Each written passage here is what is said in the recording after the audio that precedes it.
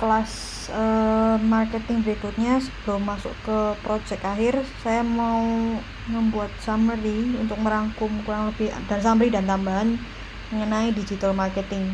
Di kemarin sudah belajar storytelling, kita sudah belajar digital marketing, sudah belajar Facebook, Instagram, ads. Di sini saya akan memberi sedikit tambahan dan men-summarize semuanya, merangkum semuanya. Jadi tambahannya adalah mengenai content marketing. Apa sih yang disebut sebagai content marketing? Itu adalah the creation of valuable, relevant, and compelling content. Jadi penciptaan sebuah konten yang berharga, yang punya relevansi terhadap produk tinggi dan menarik, yang dilakukan oleh sebuah brand dan dilakukan secara konsisten. Ini secara konsisten di sini. Fungsinya apa? Untuk mengenerate sebuah perilaku positif dari customer terhadap brand. Dan bisa disimpulkan bahwa konten adalah sebuah informasi. Ya. Dan menurut Drew Elliott, editor di Paper Magazine, konten itu apa? Jadi sebenarnya ini materinya ada beberapa dari Drew Elliott dan saya satu dari berbagai materi lain. Jadi menurut Drew Elliott, content marketing itu adalah gabungan antara math and magic, dimana dalam sisi matematis kamu harus merancang atau merangkum data-data yang kamu pakai untuk membuat strategi. Misal mensegmen audience, mensegmen siapa sih yang melihat kontenmu, STPD di sini dilihat. Lalu bagaimana mendistribusi kontennya, di mana saja, seberapa besar, dan bagaimana nge-boost, mendorong konten itu. Magicnya apa? Idenya. Jadi ketika kita merancang itu, creation ini, idenya, desainnya, dan kolaborasi kreatif antara kamu sebagai brand, antara fotografer, graphic designer, terus PR, copywriter, itu mengkolaborasi untuk membuat sebuah konten yang menarik. Ya, jadi tidak bisa kita mengandalkan sebuah desain saja yang bagus, ide yang keren, tapi juga kita harus melihat secara strategi, secara data, secara matematis, apakah kita sudah menarget orang yang tepat, apakah dia sudah distribusi dengan jumlah yang tepat. Ya, ada matematikanya juga. Tadi saya ngomong tentang copywriter itu apa, saya juga ngomong tentang PR. Copywriter itu adalah orang-orang yang biasanya merancang kata-kata dalam sebuah iklan. Jadi bikin caption, bikin headline, itu copywriter namanya. Nah, PR itu adalah public relation. Dia kerjanya lebih ke media massa. Begitu kurang lebih. Selanjutnya ke content strategi. Apa yang disebut content strategi? Itu adalah bagaimana kita membuat perencanaan. Jadi perencanaan dan bagaimana kita mengembangkan perencanaan tersebut untuk bisa menarik dan memiliki engagement atau aksi-reaksi terhadap audiens kita. Jadi content marketing itu sebenarnya gabungan antara push dan pull marketing. Jadi push marketing itu adalah bagaimana kita menyekok, mendorong informasi sebanyak-banyaknya kepada konsumer. Kalau pull itu kita menarik data, menarik apa sih yang diinginkan oleh konsumer, ditarik ke kita sehingga kita benar memperoleh sesuatu yang tepat. Nah, content marketing itu campuran dari keduanya. Bisa kita memang nge-push tapi berdasarkan data-data dari pull, menarik gitu ya. Lalu content marketing juga gabungan antara above the line dengan audiens yang besar dan juga below the line, micro targeted. Jadi yang kita serang itu memang awalnya mikro, tapi bisa terjadi sesuatu yang nge-boom sehingga audiensnya adalah mass. Siapa yang membuat konten? Nah, pada pusatnya si pembuat konten itu sebenarnya consumer, karena kita harus kembali lagi ke consumer centric mind. Semuanya harus berbasis kepada apa sih yang konsumer mau.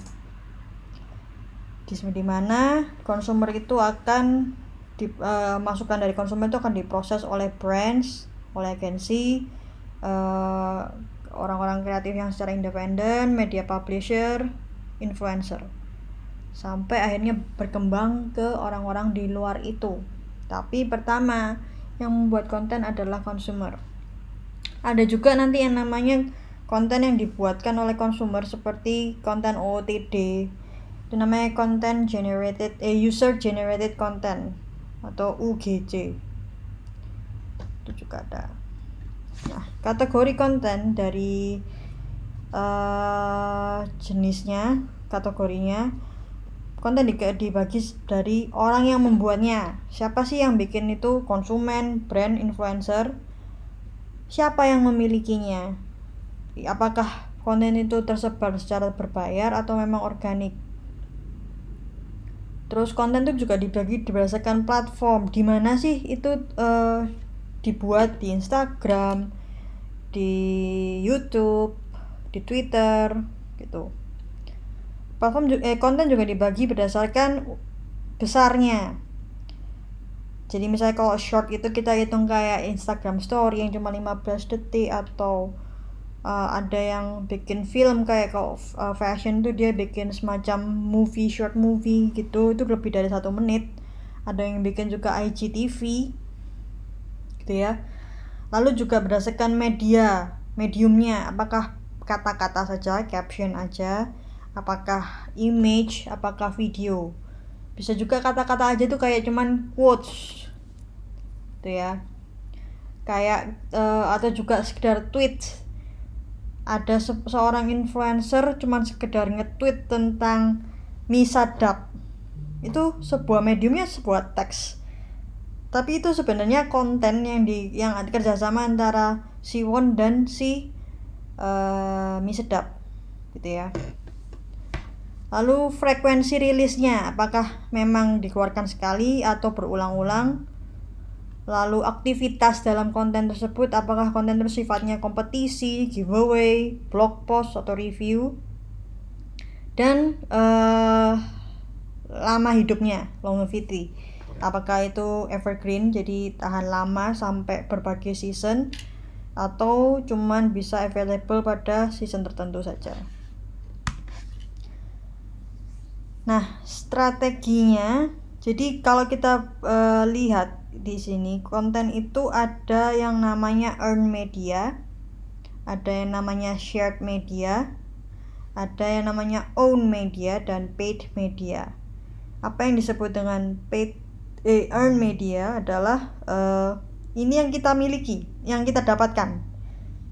Jadi bukan kita miliki, yang kita dapatkan atas hasil usaha kita. Jadi kita ini sudah ada usaha dulu, maka kita akan mendapatkan hasilnya di earn sini. Misalnya, hubungan antara kita dengan media, hubungan kita dengan blogger, hubungan kita dengan investor dan influencer. Ini earn media. Jika kita sudah mempunyai hubungan yang baik, earn media kita apa? Kita lebih mudah mendapatkan exposure. Karena apa? Influencer sudah lebih mudah didekati untuk mau mempromosikan kita, karena kita sudah earn loyalty-nya dia gitu ya. Nah, kalau shared media nih apa? Ini media platform yang kita pakai beramai-ramai. Jadi ini kayak semacam, kalau ngomongin aula adalah shared media. Saya boleh pakai, terus tetangga saya boleh pakai, orang ini boleh pakai, siapapun bisa pakai gitu ya. Nah, contohnya di sini sosial media, Facebook, Twitter, YouTube, Instagram, dan lain sebagainya. Lalu ada yang namanya own media. Nah, kalau own media ini dari perusahaan, dari kita sendiri, dari dalam perusahaan itu kita punya apa aja. Kita punya konten, kita punya isinya kan, kita punya customer stories, kita punya employee stories, kita punya review, apa yang kita udah miliki atas hasil usaha kita, gitu ya. Nah, kalau paid media ini apa? Ini adalah apa yang kita bayarkan. Jadi bisa jadi konten yang harus kita bayar, konten yang kita promote lewat Instagram, itu namanya paid media. Brand ambassador atau influencer yang kita bayar, itu paid media. Nah, di sela-sela antara ini akan ada gabungan-gabungan lagi. Silakan dibaca. Misal kayak contoh paid media dan own media. Ada irisannya, yaitu di sini Facebook sponsored post, sponsored tweets, lalu fan acquisition. Jadi itu adalah hasil antara paid dan own media yang kamu lakukan. Oke, lanjut. Dan ini adalah tipe konten berdasarkan aksi yang kamu lakukan. Misal, kamu ingin melakukan sesuatu yang sifatnya entertain dan halnya yang dirasakan itu lebih emosional. Bisa yang kamu lakukan adalah game, quiz, kompetisi. Atau kamu ingin sesuatu yang menginspirasi. Kalau menginspirasi otomatis kamu harus membuat sesuatu dari pihak luar. Misalnya kayak endorsement dari selebriti, review, ada forum. Nah, ini kan ada masukan-masukan dari pihak luar yang menginspirasi mereka untuk membeli produkmu. Itu ya. Atau convince. Ini kalau convincing ini lebih ke membuat mereka percaya terhadap brand kita. Bisa dengan menjabarkan semua fitur-fitur produk kita, ya, demo produk, webinar, data-data kalkulasi dan lain sebagainya. Hingga yang terakhir untuk mengedukasi, bisa dengan guides and reports. Misalnya kalau fashion, produk fashion, kamu bisa ngepost konten tentang bagaimana merawat bajunya. Itu lebih ke rational educate. Jadi memberi sesuatu yang bersifat edukatif, gitu ya. Jadi pada yang bagian kiri ini sifatnya hanya membuat sebuah awareness, tapi kalau yang sebelah kanan ini mendorong mereka untuk melakukan purchase, gitu ya. Nah, behavior consumer terhadap content marketing dewasa ini adalah dia dianggap sebagai sebuah lifestyle. Konten yang dikeluarkan oleh brand itu dianggap bagaimana sebuah brand itu bisa dilihat, bagaimana brand itu hidup, punya nyawa, gitu ya. Dan itu brings dimension to brand. Lalu content marketing itu sifatnya juga kudu bisa transferable. Jika konten itu menarik, itu harus bisa menarik orang, mendorong orang untuk di-share. Karena sharing is a huge component to digital. Lalu pada konten juga kalian harus benar-benar memahami STPD, know your audience. Siapa sih yang cocok untuk konten ini? Bagaimana sih membuat konten yang mereka akan share, pre-share. Berarti konten seperti apa yang mereka suka share itu. Dan bagaimana brandmu itu cocok untuk produk seperti itu. Brandmu cocok untuk konten seperti itu. Pergeseran menuju digital itu harus segera dilakukan untuk semua industri desain, kreatif industri dan fashion apalagi ya. Di industri fashion sendiri brand mulai lebih banyak spend more on content than advertising. Keuntungannya kita bikin content marketing apa? Pertama, low barrier to entry. Jadi untuk masuk ke industri ini, untuk masuk ke bidang ini tuh tidak sulit. Kayak misalnya kamu mau bikin konten itu bukan berarti kamu harus punya izin kerja gitu, tidak ada ya. Lalu yang kamu bisa dapatkan adalah global hasilnya.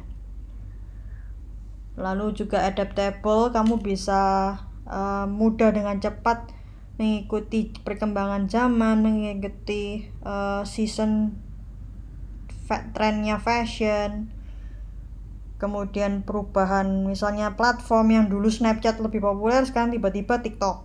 Nah, content marketing itu adaptable, bukan berarti berpindahnya platform itu kamu mati, tidak ada content marketing, enggak. Lalu juga cost efektif, karena kita seperti yang kemarin saya bilang targeted, benar-benar tahu siapa yang akan kita serang, bisa diedit. Bayangin kalau kamu masih berpikir cara tradisional bikin billboard, itu nggak bisa diedit ya. Lalu juga mudah diakses, dan kita bisa mengsegmen orang-orang yang siapa sih yang kamu mau tunjukkan ya. Tuh, dari sisi customer journey atau perjalanan seorang customer dalam merasakan produk kita, ini ada keuntungan juga. Dari tahap awareness misalnya, jadi tahap pertama awareness ini apa yang harus kamu lakukan? Kamu harus melakukan blog post, infographic, educational, jadi untuk mendapatkan awarenessnya mereka. Tuh ya. Cara pengukuran kesuksesannya apa? Dengan matriks ini yang di bawah sini. Ketika mereka sudah aware, mereka akan investigasi apakah produk ini oke atau enggak. Cara penguatannya gimana? Lewat ini. Berikutnya lagi, dia setelah investigasi dia akan compare brand lain biasanya. Produk-produk lain, brand-brand lain yang punya produk sejenis. Dikuatinnya gimana? Kamu bisa email lebih, terus kamu jelasin produknya tuh kayak gimana, ada testimonial dari orang pengguna-pengguna yang sudah ada. Lalu dia mulai consider membeli atau enggak. Dikuatkannya lagi di sini. Sudah beli dan akhirnya dia memilikinya. Ketika dia punya, maka kamu harus lebih kuatkan lagi. Apakah dia mau dijadikan konten, pengguna ini dijadikan konten lagi untuk pengguna baru lainnya. Gitu ya. Apa sih tantangannya yang dirasakan ketika membuat sebuah konten atau melakukan sebuah konten marketing? Pertama, waktu. Waktu membuat produk, waktu membuat konten. Jadi mencari ide konten itu sangat lama sekali, proses pembuatannya juga nggak segitu cepat ya. Lalu bagaimana kamu membuat konten yang tepat sesuai dengan orang yang tepat, di mana dan kapan, dan bagaimana membuat konten yang tidak annoying tapi interaktif gitu ya. Lalu bagaimana mengoperasikannya, misal ya kayak kemarin settingan Facebook for business-nya, keywords-nya siapa aja, dan bagaimana merubah sebuah mindset consumer, bagaimana membuat konten yang tidak ribet, langsung kena pada tepat sasaran di hati consumer. Jadi content marketing itu sebenarnya efektif di masa sekarang ini. Kenapa? Karena kalau menurut saya consumer itu sekarang butuh sesuatu yang cepat, dan content marketing itu tidak terlalu ribet, tidak terlalu beribet, tapi memberikan informasi yang berharga untuk consumer. Kemudian ini juga sesuai yang tadi saya bilang, feels an immediate need for information, dan konten itu juga sifatnya entertaining. Nah, menghibur. Konten tuh harus sifatnya menghibur untuk bisa dianggap konten yang menarik. Anggap aja kalau tidak menghibur itu bukan konten, itu aja. Itu dapat menarik perhatian dan tidak dianggap hard selling. Jadi kalau kita ayo beli, nah daripada ngomong ayo beli, mending kamu bikin kayak Instagram misalnya kayak bumerang tentang orang pakai baju itu goyang-goyang, itu kan lebih menarik. Jadi tahu bahannya seperti apa kalau kita bergerak, daripada kamu cuma ngomong ayo beli baju ini gitu ya. Terus Untuk bisa berhasil content marketing itu harus well targeted, STPD kembali lagi, penjadwalannya pas dan relevan terhadap siapa yang menjadi target kita dan apa brand kita. Lalu prinsip pada konten sebenarnya ini seperti ini, kita ulang lagi, harus consumer centric dengan konten yang relevan. Lalu juga dapat memaintain sebuah dialog dengan orang-orang yang penting terhadap brand kita, bisa dengan influencer, bisa dengan pembeli setia. Lalu presence atau kehadiran kita pada platform itu harus continue, jangan pernah berhenti ngepost. Jadi anggapannya konten marketing itu seperti detak jantung gitu ya, tidak perlu berdebar terlalu kencang, nggak perlu tiap hari ada gitu, tek nggak perlu, tapi seperti jantung aja, tek. Tapi kalau memang ada event yang exciting, kamu boleh langsung dedet, biarin dia natural aja. Lalu buatlah konten yang sesuai dengan platform. Native content itu maksudnya adalah sesuai konten isi dengan platformnya cocok.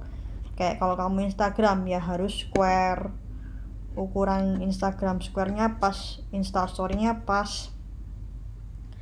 Lalu bagaimana kita menguatkan konten tersebut di berbagai channel yang ada.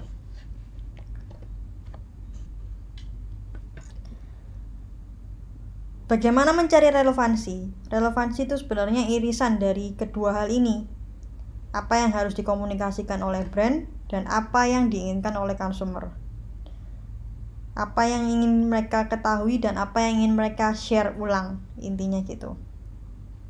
Jika kedua ini sudah ketemu, kamu akan punya strategi yang pas, yang relevan dengan brandmu. Kalau ini dari tahap consumer journey, dia dalam sisi lain ya. Kalau yang tadi kan secara garis besar, kalau ini kita ngomongin produk kreatif, fashion, atau produk kreatif lifestyle product. Dari yang orang yang nggak tahu tentang produk, unaware, dia taunya dari mana? Dari sosial media, dari iklan-iklan di Google. Terus bagaimana mereka bisa aware? Lewat desain profile yang bagus, desain website yang bagus, sampai ke tahapan advocacy. Advocacy ini dia sudah pakai dan mau menyarankan orang lain untuk pakai. Ini sudah tahapan tertinggi. Ya. Jadi kamu bisa, misal apa yang kamu lakukan di sini sosial media, ya libatkan mereka dalam user generated content. Libatkan dia mengisi kontenmu. Post ulang foto mereka yang menggunakan produkmu. Itu sudah namanya social media optimization. Nah, berikutnya ini kan tadi sudah dibahas ya, toolbox kita lagi selain ownership ini yang kita sudah bahas. Jadi paid ini apa yang kita bayar, earn ini apa yang kita dapatkan, own ini apa yang kita miliki, dan share ini apa yang kita share dalam satu wilayah, kita dipakai bersama gitu.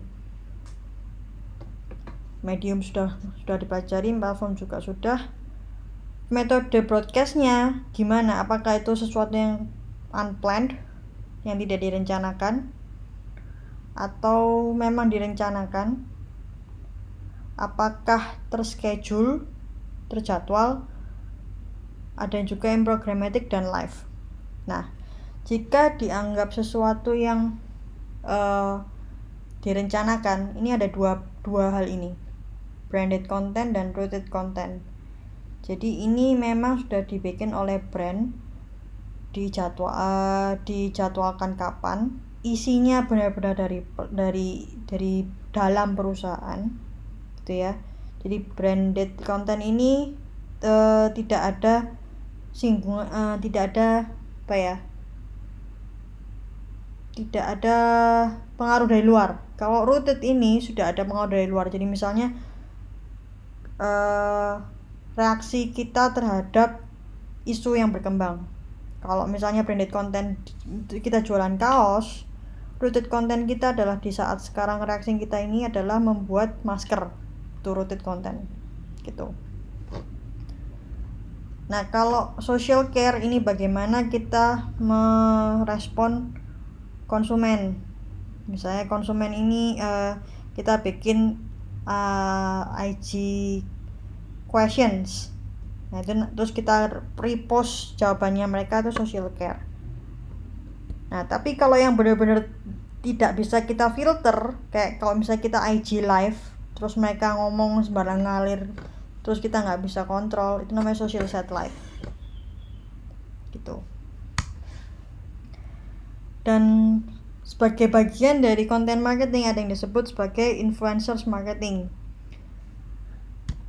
Nah, siapa sih influencer itu? Adalah orang-orang yang punya kemampuan untuk mempengaruhi orang lain dan mempengaruhi opini orang lain. Jadi mereka ini adalah orang-orang yang berkembang akibat cara mereka sendiri memanfaatkan kehidupan mereka dalam online gitu. Jadi mereka sharing kehidupan mereka online, akhirnya mereka dianggap dapat menginfluence orang lain. Kenapa sih sekarang ini influencer itu penting untuk content marketing? Nah, pertama, influencer itu membagikan style mereka secara visual, gitu ya.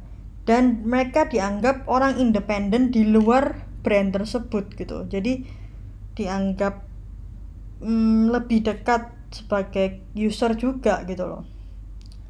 Tapi ada tapinya. Setelah saya ngomong itu ada tapinya.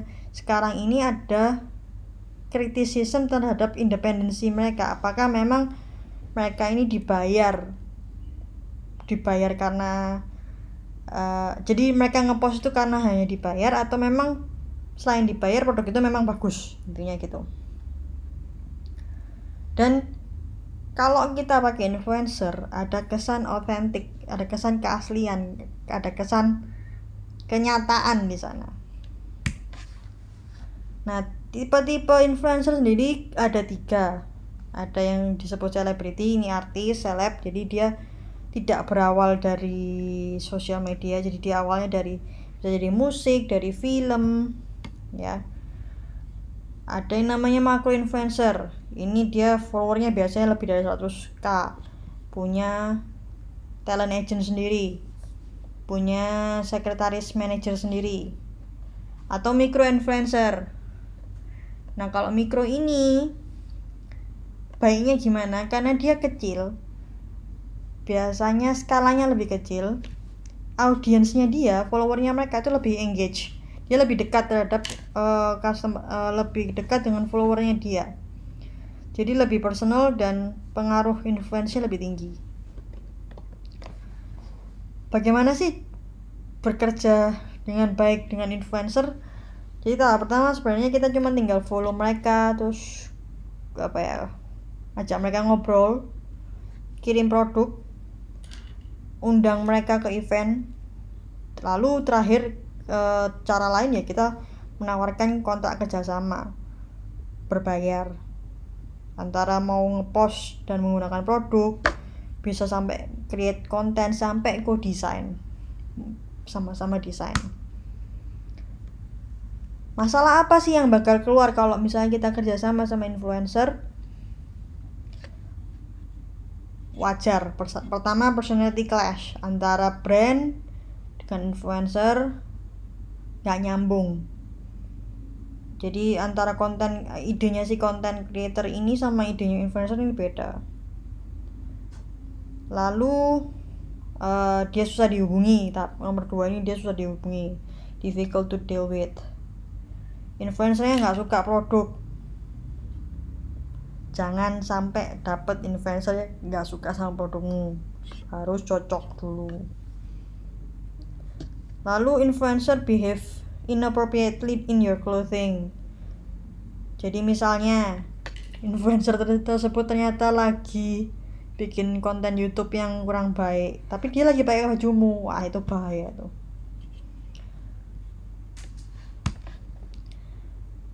Di bagian terakhir ini kita ngomongin tentang bagaimana sistem digital marketing, sistem tim, ini sistem bekerjanya. Biasanya idealnya pemainnya itu seperti ini ya. Jadi ada konten, ini orang yang memikirkan kontennya itu seperti apa, diterjemahkan dalam bentuk visual ya, lalu disesuaikan dengan data-data. Jadi kalau marketing team ini marketing dan social team ini lebih ke permainan data. Kalau marketing ini dengan brand apa, kalau social ini data penjualan, data perkembangan peminat dan sebagainya. Kalau tech team ini lebih ke technical, bagaimana dia memberikan data ke orang-orang ini, bagaimana dia mendesain web, mendesain UX gitu, dan semuanya dipimpin oleh seorang project manager. Prosesnya dalam pembuatan sebuah konten dalam satu tim tersebut ini sebenarnya terdiri atas 4 tahap ini kata Drew Elliott. SPAM, strategy, production, amplification, or enlargement, ini istilahnya gitu ya. Pembesaran, amplification itu pembesaran, dan measurement, pengukuran. Jadi pertama, ini mirip banget dalam perencanaan marketing ya. Strategi, kita bikin dulu audiensnya siapa, STP-nya siapa, terus goal kita apa sebenarnya. Balik ke minggu lalu. Lalu dari strategi sudah ada, baru ke production. Buat sebuah creative brief, fotonya mau kayak gimana, mood boardnya kayak gimana, storyboardnya kayak gimana, kerjanya kapan, terus postingannya, kalendernya hari apa aja. Ini sudah di tahap kedua. Tahap ketiga, di sini kita ngomongin platform. Kamu mau di platform mana? Terus apakah mau dikondisikan postingan sama tapi keluar terus, konsistensi? Apakah hari ini mau target 100.000 orang, besok mau target 1 juta orang? Itu di sini. Sampai kita terakhir measurement. Dalam sebuah marketing management harus ada yang namanya pengukuran kembali, assessment. Jika dianggap kurang baik, kita bisa revise ulang ke sini. Gitu. Jadi kurang lebih mengenai digital marketing itu sekian. Kita minggu depan udah nggak bahas digital marketing lagi, kita akan bahas lebih banyak tentang financial. Sekian.